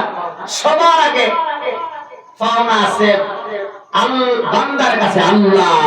কার ভাবনা কার কাছে? সবার আগে বান্দার কাছে ভাবনা আল্লাহ। এটা হলো এক নম্বর ভাবনা। আল্লাহ কোরআনে কারিমে আমাদের বলেন, নবী একদিন একজন সাহাবাকে প্রশ্ন করলেন, সাহাবা তুমি জানো নি আল্লাহর ভাবনা বান্দার কাছে কি আছে আর বান্দার ভাবনা আল্লাহর কাছে কি আছে? সাহাবা বলল, ইয়া রাসূলুল্লাহ আমি তো জানি না, আমার কই দিন। লগে লগে নবী বললেন, বান্দার কাছে আল্লাহর পাওনা হলো ইবাদত। বলেন, বান্দার কাছে আল্লাহর পাওনা কি? ইবাদত। আর বান্দা আল্লাহর কাছে বান্দার পাওনা হলো জান্নাত। বান্দা যদি আল্লাহর পাওনা ইবাদত দেয়, আল্লাহ বান্দার পাওনা জান্নাত দিয়ে দিব। বান্দা যদি আল্লাহর পাওনা না দেয়, তাহলে আল্লাহ বান্দার পাওনা দিব না। এটাই স্বাভাবিক। বলেন, লেনদেন এক পক্ষী হয় না দুই পক্ষী হয়? কাপড় দোকান গিয়ে বলেন, বাবা দোকানি কাপড় দেন, কাপড় দেন, কাপড় দেন। কয়েকটা কাপড় দিয়ে দোকানি করবো, পয়সা দেন, পয়সা দেন, পয়সা দেন। তখন আইনা যদি কোন যে পয়সা নাই, পয়সা নাই, পয়সা নাই, দোকানি করবো, আর তোমার কপালে কাপড় নাই, কাপড় নাই, কাপড় নাই। কথা ঠিক না বেঠিক? এইটা বুঝি, এইটা বুঝি। কিন্তু আমরা যে আল্লাহর ভাবনা দিতেছি না, মনে মনে ভাবতেছি আমার নাম তো রহিমউদ্দিন করিমউদ্দিন, জান্নাতুল ফিরদাউসের মধ্যে কি একটা 80 দেন। কোন ছাত্র একদিন ক্লাস না কইরা, একটা দিন না কইরা মনে মনে কইতাছে আমি স্ট্যান্ড করাম। আসলে স্ট্যান্ড করব না, একটা বড় ঘোড়া ডিম পাইবো। ওনা আল্লাহর ভাবনা আমরা দেই না, মনে মনে ভাবতাছি জান্নাতে যাইম। আসলে জান্নাতে যাইম না জাহান্নামের বাসিন্দা হন লাগবো। এটা বাস্তবতা, স্বাভাবিক। এটা এটার থেকে বড় যুক্তি দিয়ে বোঝাবে আর কোন রাস্তা আমার কাছে নাই। আল্লাহ এর জন্যই বলে জাতির ভাবনা দেও। আল্লাহর ভাবনা আমাদের কাছে আছে না নাই? কিন্তু আমরা আল্লাহর ভাবনা দিতে বাধ্য, আমাদের ভাবনা আল্লাহ দিতে বাধ্য না। বরং করেন হুজুর অল্প আগেই তো কইছেন আল্লাহর ভাবনা দিলে আল্লাহ আঙ্গর ভাবনা দিয়ে দিব। আল্লাহ আঙ্গর ভাবনা দিব বাধ্য হইয়া না, দয়া করিয়া। কিন্তু আমরা আল্লাহর ভাবনা দিওই লাগবো। আমরা আল্লাহর কাছে চিরঋণী। কিভাবে? একটা ঘটনা হলো ভাই, বনি ইসরায়েলের এক বুজুর্গ বাড়ি গোছাইয়া দেয়া দ্বীপের মধ্যে ইবাদত করছে, নির্বেজাল ইবাদত করছে 500 বছর। কত বছর? 500 বছর। আল্লাহ তাআলা ইবাদতে যাতে ব্যাঘাত না হয়, মরুভূমির মধ্যে কোনো গাছ নাই, আল্লাহ অলৌকিকভাবে একটা ডালিম গাছ পয়দা করে দিলেন। আর দ্বীপের চতুর্দিকে যে সাগর, সাগরের মধ্যে পানি হইলে লবণাক্ত, এটা পানি খাওয়া জানা। এই দ্বীপের মাঝে দিয়ে আল্লাহ একটা ঝর্ণা দিয়েছিলেন মিঠা পানি, যাতে বান্দার কষ্ট না হয়। মিঠা পানি খিদা লাগে বালায়, ডালিম খায় আর পানি খায়া ইবাদত করছে 500 বছর। কোনো বেজাল না, নির্বেজাল ইবাদত করছে, একমাত্র আল্লাহ লেগে ইবাদত করছে। শেষমেশ দোয়া করলো আল্লাহর কাছে, বুজুর্গ আল্লাহ যেদিন আমি মারা যাই, সেটা অবস্থায় আমার মারা যায়, আমার মৃত্যু দান করিও। কিয়ামতের দিন এই সিজদা থেকে আমার উঠাইও। আল্লাহ দোয়া কবুল করলেন। নবীজি বলতেছে আল্লাহ দোয়া কবুল করলেন, সিজদা অবস্থায় তার মৃত্যু হইল। কিয়ামতের দিন এই সিজদা থেকে উঠবে। ওঠার পরে আল্লাহ তাআলা ফেরেশতাদেরকে বলবে, ফেরেশতারা এই বান্দাটা আমার 500 বছর নির্বেজাল ইবাদত করছে, তাই আমার দয়ায় জান্নাতে ঢুকায় দাও। লগে লগে বান্দা মাথা তুললে আল্লাহ কইবো, আল্লাহ 500 বছর তোমার ভাবনা দিছি, আমার ভাবনা দিবা, 500 বছরের বদলা জান্নাত দিবা, তোমার দয়ায় জান্নাত যাইতাম কেন? আল্লাহ তখন কথা বলবেন না, একটু পরে আমার আল্লাহ বলবেন, ও ফেরেশতারা আমার দয়ায় তারে জান্নাতে ঢুকায় দাও। বান্দা আবার কমপ্লেইন করবে, তোমার দয়ায় কেন যাইতাম? হাজিরা দিছি 500 বছর, এখন বেতন দাও, তোমার দয়ায় যেতাম গেলে গিয়া। অন কোন হাজিরা দেয় রেহাই যদি কয়েনের দয়া করে 500 টাকা দিলাম, রাগত বড় নাই। বেটা সারাদিন কাম করছি, অন কোন দয়া তেল কাম করার আগে 500 টাকা দিতি, তাহলে বোঝা যায় তোর দয়া আছে। কাম করার পরে 500 টাকা। এই বান্দা ওই দিন আল্লাহরে কইবো, আল্লাহ 500 বছর ইবাদত করছি, এইটার বদলা তুমি জান্নাতে দিবা, তোমার দয়ায় জান্নাতে দিতাম গেলে গিয়া। দুইবার কর হয়, তৃতীয়বার আল্লাহ কইবো, আচ্ছা ঠিক আছে, একটু হিসাব কিতাব হয়ে যাক। আল্লাহ এই বান্দারে তখন বলবে, তোমার মার পেটের মধ্যে যদি আমি 2টা চোখ তোমার না দিতাম, তাহলে এই 500 বছর ইবাদত বেচ্ছা এই দুইটা চোখ তুমি লাগাইতে পারলা হইলানি, বান্দা কি কইব? কই কি কইব? করব না। আল্লাহ কইব এই 500 বছর ইবাদত দুইটা চোখের সমান নি, বান্দা কইব না। আল্লাহ কইছে যাও তুমি করতেছো না, আমি কইলাম হ। আল্লাহ কইব আচ্ছা ঠিক আছে 500 বছর ইবাদত সমান সমান দুইটা চোখ ডিসমিস, 500 বছর ইবাদত শেষ, দুইটা চোখের বিনিময়ে আল্লাহ মেনে নেব। তারপরে আল্লাহ একটা নিয়ামতের কথা স্মরণ করাইবো বান্দারে। তারপরে তোমার যে দুইটা কান দিলাম তার জন্য কয় রাকাত নামাজ আছে তোমার দেও, দুইটা হাত যে তোমার দিলাম কয় রাকাত নামাজ আছে দেও, দুইটা পাও যে তোমার দিয়েছিলাম কয় রাকাত নামাজ আছে দেও, 500 বছর যে ডালিম গাছের ডালিম খাইয়া ইবাদত করছিলা তার হিসাব দেও, এই ঝর্ণা থেকে মিঠা পানি কত লিটার খাইছো তার হিসাব দেও, 32টা দাঁত তোমার দিয়েছিলাম তার হিসাবটা দেও। তখন কই কি হইব তো শোনা? এইগুলো স্মরণ করে আল্লাহ কইবে ফেরেশতা তাহলে জাহান্নামে নিক্ষেপ কর। এই বান্দারে লগে লগে ফেরেশতা দইরা দেখছেন না অ্যাসেম্বলির মধ্যে কোন বিধায়ক যখন বহিষ্কার করে তখন দেখছেন না লগে লগে দইরা সিকিউরিটি মার করে দেয়, ফেরেশতারা লগে লগে তারা দইরা জাহান্নামে নিক্ষেপ করবে। যখন লয়ে যাইবো একটু গিয়াই বান্দা চিৎকার দিয়ে কইবে আল্লাহ আর হিসাব কিতাবের দরকার নাই, তোমার দয়ায় আল্লাহ আমার জান্নাতে ঢুকাইয়া দেও। বলেন সুবহানাল্লাহ। ও বাবা আল্লাহর ইবাদত করব কেন? কারণ আমরা আল্লাহর কাছে সাধারণ বিনা সিওরিনি আমার ভাইরা সিওরিনি মার পেটের থেকে অনিশ্চিত থেকে আল্লাহ তাআলা অস্তিত্ব দান করেছে। এক ফোঁটা না পানির থেকে আল্লাহ কিভাবে আমাদেরকে এত সুন্দর করে সৃষ্টি করলেন, তিনটা অন্ধকারের ভিতরে আল্লাহ তাআলা আমাদেরকে বানাইলেন। পৃথিবীর কোন জিনিস এই পুতুলটা বানাইছে অন্ধকার না আলোর মাঝে? লাইট নিভাইয়া না লাইট জ্বালায়া? দুনিয়ার সব কিছু বানানো হয় লাইটের সামনে, কিন্তু আল্লাহ আমাদেরকে বানাইছে অন্ধকারের মাঝে। দেখছেন নি আল্লাহর পাওয়া? এই জন্য আমরা আল্লাহর কাছে চিরঋণী। এই জন্যই যারা আল্লাহরে মানে না, আল্লাহর সাথে শিরক করে, ইন্না শিরকা লা যুলমুন আযীম, আল্লাহ বলে পৃথিবীর সবচেয়ে বড় জালিম হলো যে আমারে মানে না, আমার সমকক্ষ আর কাউরে মানে, আমার সমকক্ষ আর কাউরে মানে, এক আল্লাহকে যারা বিশ্বাস করে না তারা পৃথিবীর সবচেয়ে বড় জালিম। কারণ কি যে সৃষ্টিকর্তা তোমার সৃষ্টি করছে তারে যদি তুমি মানো না তাহলে তুমি আবার কে?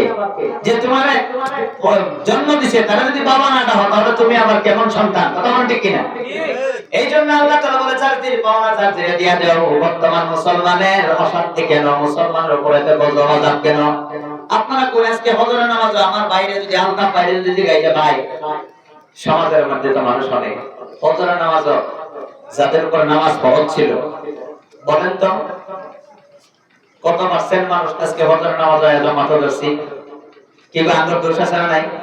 আঙ্গুর সবই দোষ আছে না নাই? এই যে হজরের নামাজ, জোহরের নামাজ, আসরের নামাজ, মাগরিবের নামাজ আমরা আসতে পারি না, এ করতে পারি না।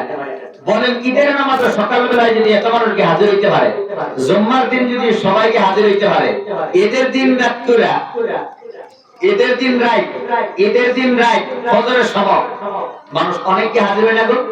যদি হেতি না ছিল হাজির হতে পারে, কিন্তু সেহরির টাইমে যদি সবাই একটা সেহরি খাইতে পারে, এটা তো ফজরের নামাজে আরো অনেক আগে যদি ঘুম ভাঙ্গিয়া সেহরি খাইতে পারে, তাহলে ফজরের টাইমে ঘুম ভাঙ্গিয়া ফজরের নামাজটা পড়তে পারি না কেন? রমজানের শিক্ষা কি ছিল? সেহরির সময়টা সেহরি খেয়ে আমার হুকুম পালন করছো, তাহলে সেহরির থেকে লইয়া ফজর পর্যন্ত আরো তো 2-2.5-3 ঘন্টা সময় ঘুমাইবার সময় পাও। এতটুকু ঘুমানির বড় ফজরের নামাজটা তোমরা পড়তে পারো না, তার কারণ কি? আল্লাহর পাওনা আমরা দেই না, এই জন্য আল্লাহ আমাদের পাওনা দিতেছে না। আল্লাহ বলেন আল্লাহু ওয়ালিয়ুল্লাযীনা আমানু, আল্লাহ হলো ঈমানদারের বন্ধু। বলেন নামাজ না পড়লে ঈমানদার হয়, আল্লাহর বন্ধু হওয়া যায় নামাজ না পড়লে? এই জন্য আমরা নামাজ অনেকেই পড়ি না। পৃথিবীর সব মুসলমান দেশে চললেও কিন্তু আমরা যে দেশে বাস করি এই দেশে যত পার্সেন্ট মুসলমানে বাস করে কেউ সবই নামাজ পড়েনি। আল্লাহর কসম করে বলতেছি, আসামের মধ্যে যে 1 কোটি 1.5 কোটি 1 কোটি উপরে 1 কোটি প্রায় 20-30-40 লাখ মুসলমানের মোটামুটি কম বেশি হইতে পারে। এই সমস্ত মুসলমান আজকে থেকে খালি ভাষাত্ব নামাজ ধরে লাখ কালকার থেকে সব শান্তি। মজার একটা কথা কই দিই, আপনি যদি আল্লাহর না ডরাই তাহলে পৃথিবীর সবই আইনের ডরতে আইব, আর আইনের যদি আল্লাহর ডরাই তাহলে সারা পৃথিবী আইনের দিকে ডরাইব। বুঝছেন কি? আইনের যদি আল্লাহর দিকে ডরাই তাহলে সবই আইনের দিকে ডরাইব, আইনের যদি আল্লাহর দিকে না ডরাই তাহলে সবই আইনের ডরতে আইব। কোন বিষয়টা এরকম হইতেছে না? এরকম হইতেছে। এই জন্য যারা যুবক আছো আজকে আমার কাছে ইনশাআল্লাহ একটা ওয়াদা নেবে, সেটাছে ইনশাআল্লাহ আমরা কয়েকদিন আছে দুনিয়া, কয়েকদিন পরেই তো আজরাইল তো পিছে আছে মৃত্যুর ছুরি লইয়া, সময় হইলেই দিবে